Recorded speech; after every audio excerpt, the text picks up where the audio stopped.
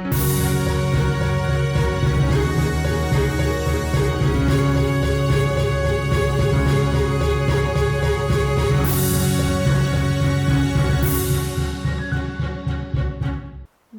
a páni, vítam vás pri správach. Naša televízia vám dnes prináša správy z Dňa cirkevných škôl, ktorý sme prežili v srdci Spišskej kapituly. Toto stretnutie bolo veľkolepejšie, pretože sa konalo v jubilejnom roku 250. výročia založenia Spišskej diecézy.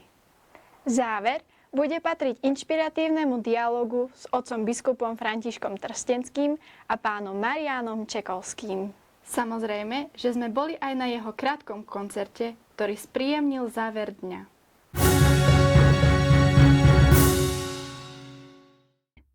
Deň cirkevných škôl bol tento rok výnimočný. Konal sa v jubilejnom roku Spišskej diecézy a na Spišskej kapitule sa zišli žiaci cirkevných škôl z celej diecézy. Bolo pôsobivé sledovať, ako sa toto významné duchovné miesto postupne zaplňa mladými ľuďmi, ktorí prišli prežiť spoločný deň viery, radosti a vzájomného stretnutia. Aby celé podujatie mohlo dôstojne a hladko prebehnúť, predchádzali mu dni príprav. Do organizácie sa zapojila aj naša škola.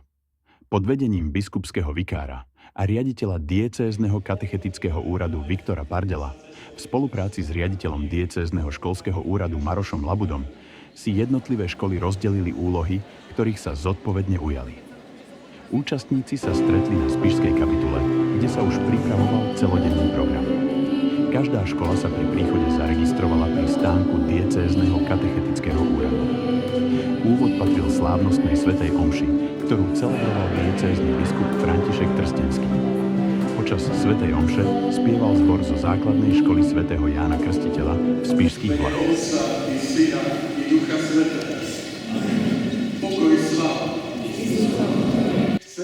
Vo svojej homílii sa prihovoril všetkým prítomným a pripomenul významné osobnosti Spišskej diecézy.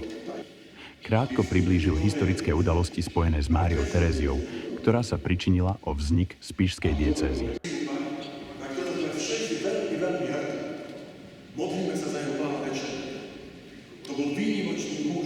Osobitnú pozornosť venoval aj biskupovi Jánovi Vojtašákovi, ktorý diecézu významne rozvíjal a obohacoval, no zároveň pre vieru veľmi trpel počas komunistického režimu.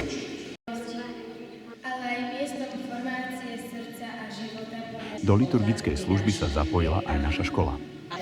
Naši žiaci prinášali obetné dary a čítali komentáre k ním.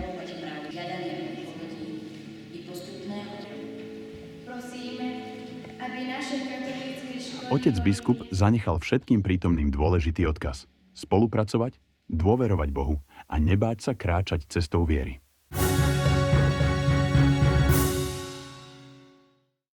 Po skončení svätej omše niektorí účastníci zostali na prehliadke chrámu, ďalší sa podľa pokynov presunuli na pripravené stanovišťa. Jednotlivé školy predstavovali svoje aktivity, projekty a tvorivé nápady. Základná škola s materskou školou Rudolfa Dilonga z Trstenej zaujala projektom o svätých. Viac nám o ňom povedali zástupcovia tejto školy. Také projektové vyučovanie, ktoré chceme ponúknuť a ukázať, a je to vlastne Galéria svätých. Všetko toto pripravila pani učiteľka Martinka Gáliková, ktorá vám o tom povie viac. My už máme 4 roky takú tradíciu u nás v škole. Vždy pri príležitosti Sviatku všetkých svätých usporiadame takúto akciu, vždy so siedmačmi. A dnes sme teda boli oslovení, tak keďže sme v záhrade, tak hlavná téma je raj. A do raja sme prišli navštíviť alebo pozrieť 10 svätých. Chceli sme predstaviť mladých svätých, keďže je tu veľa mladých, takže sú to blahoslavení a svätí. My by sme boli naozaj veľmi radi, keby myšlienky a odkazy, ktoré sú od týchto mladých svätých, zostali v srdciach aj dnešných mladých ľudí, lebo je to obrovská nádej do budúcna pre nich a do ich života.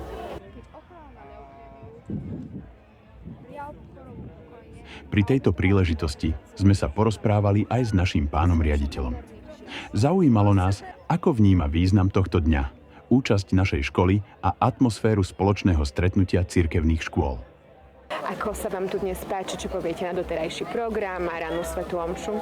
Svätá omša bola naozaj krásna, kázeň biskupa Františka bola naozaj aj pre deti, pre žiakov, ale niečo sme sa dozvedeli aj z histórie našej diecézy.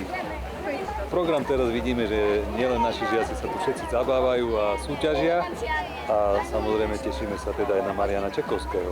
A čo by ste odkázali žiakom a študentom katolíckych škôl ako riaditeľ zo svojho postu?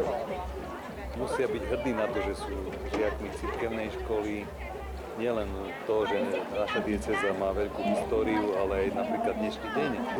Je to možno taká inšpirácia pre riaditeľov všetkých, že by aj vo svojich školách urobili, a to už pre komplet všetkých žiakov svojich, takúto akciu. Ako sa vaša základná škola pripravovala na dnešný deň? Tak určite boli to spevníky, samozrejme sme si precvičili všetky piesne, aj hymnu a dnes dokonca naši žiaci aj niesli obetné dary, čítali pri tom o obetných daroch, takže myslím si, že naša škola je v tomto smere dosť aktívna. Svoje miesto na podujatí malo aj diecézne katechetické stredisko, ktoré pripravilo rôzne materiály, knihy a ďalšie pomôcky. Účastníci si ich mohli prezrieť a zakúpiť. Pre žiakov a študentov boli pripravené aj zaujímavé súťaže a disciplíny, v ktorých si mohli preveriť svoju šikovnosť, odvahu i spoluprácu.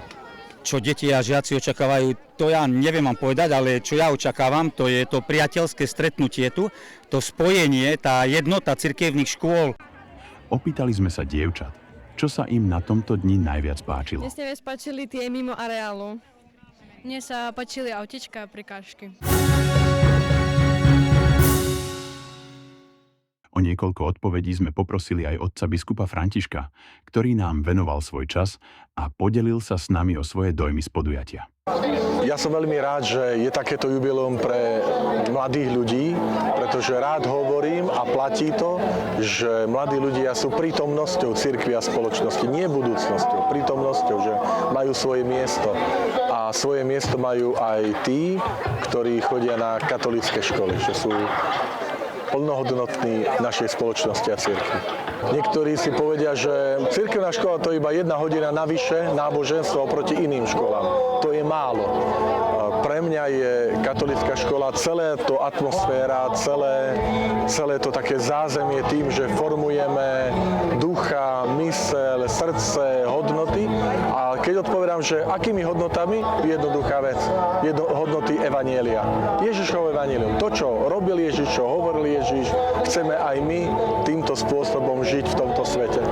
Záver dňa patril hosťovi programu, spevákovi a zabávačovi Marianovi Čekovskému. Marian, dnes ste medzi mladými ľuďmi a deťmi. Ako sa cítite v takejto atmosfére? Ako mladý. Čím sú pre vás stretnutia s deťmi a študentami výnimočné? Majú omladzujúce účinky a spájajú ma s niečím, čomu sa hovorí, že byť stále ako dieťa znamená nepodliehať tomuto svetskému vplyvu, stať sa zodpovedným a svedomitým len preto, že to odo mňa niekto chce, ale byť ako dieťa, byť hravý, byť veselý a neostať v nejakom systéme, ktorý by sme vraj mali. Byť samým sebou, robiť to, čo nás naučili rodičia, k čomu nás viedli rodičia, robiť to, čo nás baví, ale s tým detským spôsobom, s tou dravosťou a s tou radosťou, pretože nás baví byť veselý a radostný, lebo to sa nedá naučiť, to sa nedá ani získať len tak. Dá sa toho zbaviť, keď človek uverí zbytočnostiam a preto ma baví s mladými fungovať a je to vlastne omladzujúce. Je to vidieť, akurát mám bradu chýba. Je o ňom známe, že rád spolupracuje s mladými ľuďmi a bolo to vidieť aj počas jeho vystúpenia. Na javisko si pozval mladých účastníkov, ktorí si mohli zaspievať sami, alebo spolu s ním a jeho kapelou Marián Čekovský band. Počas koncertu bol medzi nami prítomný aj otec biskup. Nešetril úsmevom, dobrou náladou, povzbudivým slovom ani obľúbenými spoločnými fotografiami. Celodenný program ukončil svojím biskupským požehnaním. Deň cirkevných škôl tak nebol iba spoločným stretnutím žiakov a učiteľov. Bol predovšetkým svedectvom živej viery, radosti, spolupráce a spolupatričnosti v jubilejnom roku spišskej diecézy. inovatívnosti, kreatívnosti, Marian, ale aj veľa Božieho požehnania. Čeky, dobre? Veľa Božieho požehnania. Požehnanie na cestu. Pán s vami. Dobrý Bože, ďakujem Ti za tento deň, za tento krásny deň, lebo si nás obdaril požehnaním, krásnym počasím. A to je Tvoja dobrotivosť. Požehnal si nás dobrými, krásnymi ľuďmi, ktorí ukazujú, aké môžeme mať krásne srdcia, keď si v nich Ty. A tak ťa prosím, nech toto požehnanie sprevádza na všetkých. Na príhod Panny Márie, na príhod svätého Martina, aby sme kráčali cestou čnosti vašich nebeských patronov, anjelov strážcov. Nech vás žehná všemohúci Boh, Otec, i Syn, i Duch Svätý. Amen. Choďte v pokoji a ohlasujte Pána svojim radostným životom. Bohu vďaka.